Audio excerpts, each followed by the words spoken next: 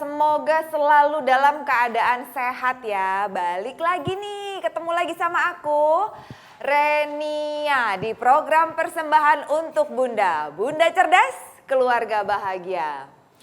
Bunda, hari ini aku punya tamu, dia seorang wanita muda yang punya sebuah komunitas. Lucu deh Bun nama komunitasnya. Apa coba?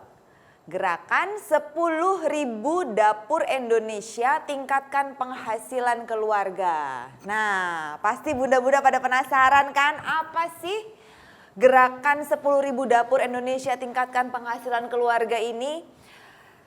Kebetulan ownernya udah ada sama aku di sini. Halo Mbak Sarah. Halo Mbak Renia. Selamat datang di persembahan untuk Bunda, Mbak. Terima kasih Mbak Renia, makasih banyak udah diundang di sini. Iya, makasih juga buat waktunya untuk kita, Mbak. Siap Mbak, sehat semua ya? Alhamdulillah, mudah-mudahan. Ya, cantik ya Bun, tamu aku. Ya, nggak pakai basa-basi, bunda-bunda, kita langsung aja ya ngobrol sama Mbak Sarah. Ya. Bisnisnya Mbak Sarah nih BKR. Betul. Nah, apa sih Mbak BKR itu, terus gerakan 10.000 dapur Indonesia tingkatkan penghasilan tuh apa? Nah terus aku juga sempat ngintip nih di websitenya BKR, itu sebutannya BKR Academy. Ya, betul. Apa sih BKR? Kok ada akademinya tuh apa? Seru ya akademinya, ada tambahan gitu ya. Kayak Police Academy gitu. Oke, makasih Mbak Renia. Jadi BKR itu kan panjangannya dari bisnis kuliner rumahan.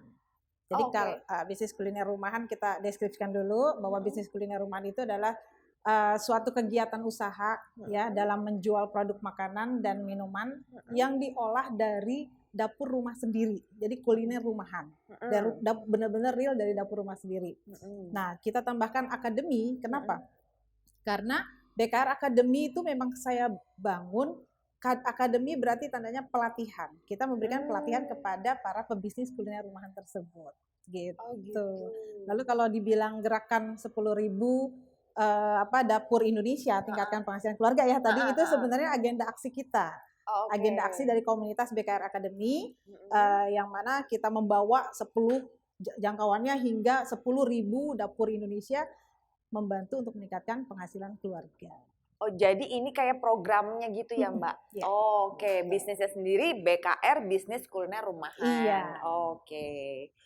Nah siapa aja Mbak di balik layar ide di balik layarnya BKR ini? Di balik layar.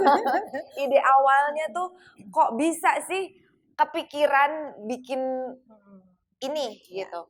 Jadi kan sebenarnya di balik layarnya itu adalah masa pandemi sebenarnya. Again?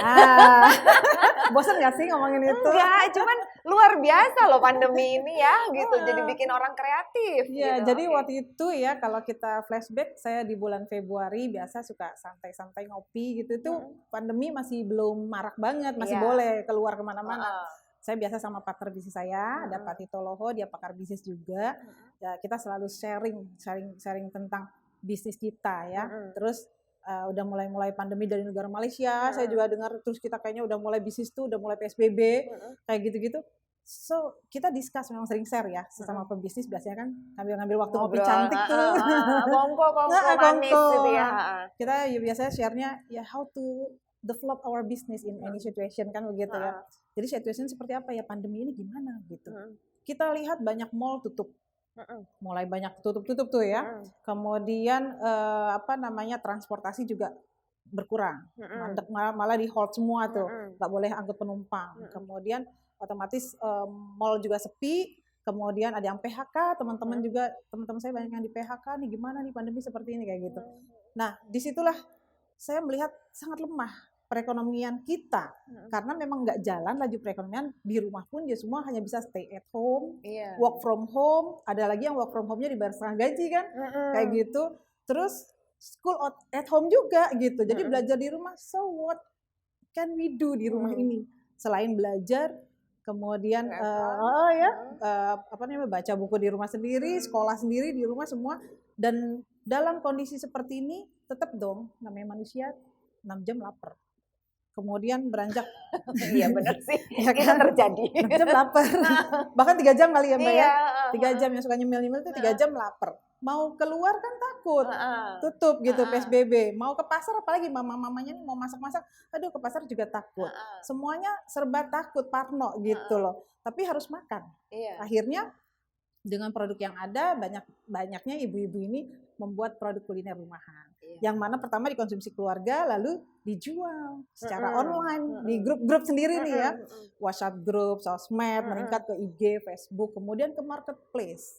Dan ini ternyata happening kan dan booming. Iya, Banyak kuliner keluar. sih ya Mbak. Ngerasain nggak sih Mbak Iya, di benar, wilayah benar. gitu kan, dikit-dikit share makanan gitu Iya. loh. Jadi kita berpikir sama Pak Tito ternyata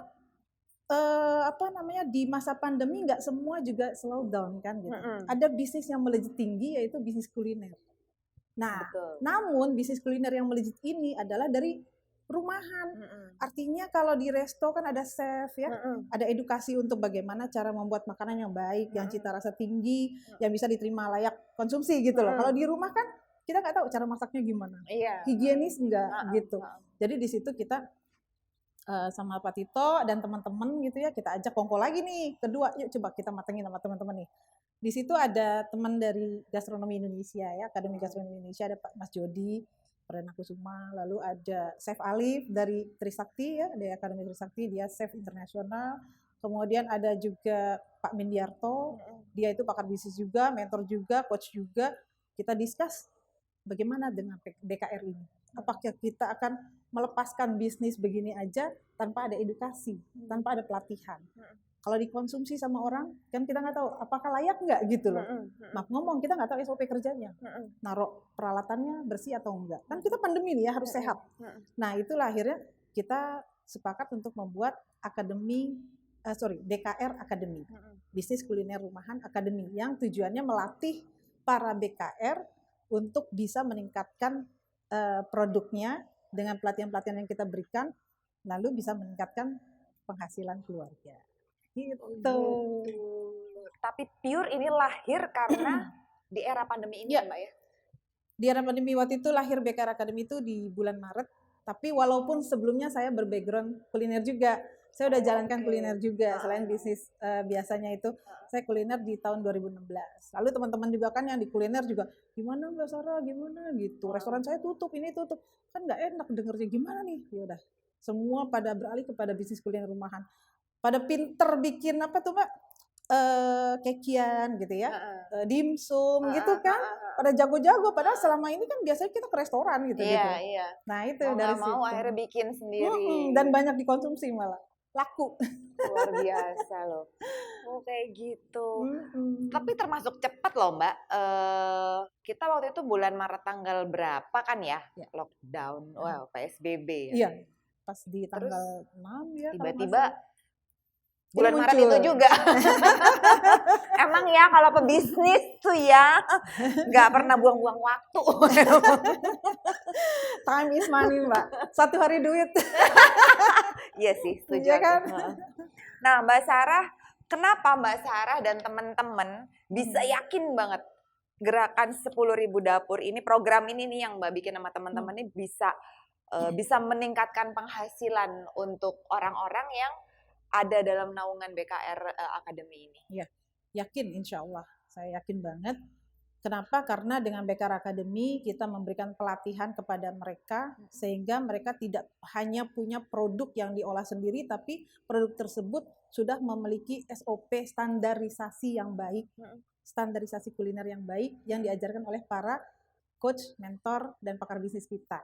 Dan kita pun disupport oleh beberapa kementerian, Mbak. Jadi Kementerian Perekonomian, ada Kementerian Perindustrian, ya, ada Balai Besar Industri Agro. Gitu. Jadi mereka juga memang mensupport kita untuk membantu para BKR ini. Jadi saya sangat yakin banget. Oke, nggak kaleng-kaleng loh bunda-bunda. Nah, umurnya masih muda banget, idenya juga fresh banget. Nah terus saat ini muncul, Mbak promonya pertama kali gimana tuh Mbak? Kan ini kan benar-benar baru nih BKR Academy ini. Promonya saat itu awalnya gimana? Satu hal yang saat ini untuk promosi apapun, produk kah, ide kah ya, atau ide-ide aja bisa promo kan, itu cuma satu sosmed Mbak. Sosmed, udah itu aja. Sekarang ya, pasti yang nggak disosmedin ya. Kalau kita ngocek sana kemari kayaknya lama ya, bisa sampai ke Papua aja. Kalau ini sosmed, kita rancang sedemikian rupa, coret-coret, biasa sama teman-teman udah ketahui. Kita memang udah biasa mengkonsep ya, suatu program kita konsep dari A to Z-nya, kemudian yang terlibat apa, BKR Academy itu melibatkan 3 ini Mbak, pelaku usaha kuliner, kita sebut PUK, lalu ada industri pelaku peralatan kuliner. Industri peralatan kuliner itu kayak apa ya, perusahaan-perusahaan peralatan ya, kayak oven, mixer, misalnya begitu. Lalu ada PB itu para pembina dan coach dan mentor. Mereka juga masih teman-teman kita juga kita ajak. Nah, disitulah kita sepakat kita boomingkan melalui sosmed. Semua dilibatin dalam program. Kalau sendirian nggak bisa Mbak. Iyalah. Aduh, kolaborasi ya. Iya. Nah, Mbak Sarah, kita harus berhenti dulu nih sama di pertanyaan saya yang barusan terakhir. Aku dan Mbak Sarah mau break dulu ya Bunda-Bunda, tapi kita berdua akan balik lagi di segmen kita yang berikutnya untuk ngobrol lebih lanjut tentang bisnis kuliner rumahan Academy ini. We'll be back, jangan kemana-mana.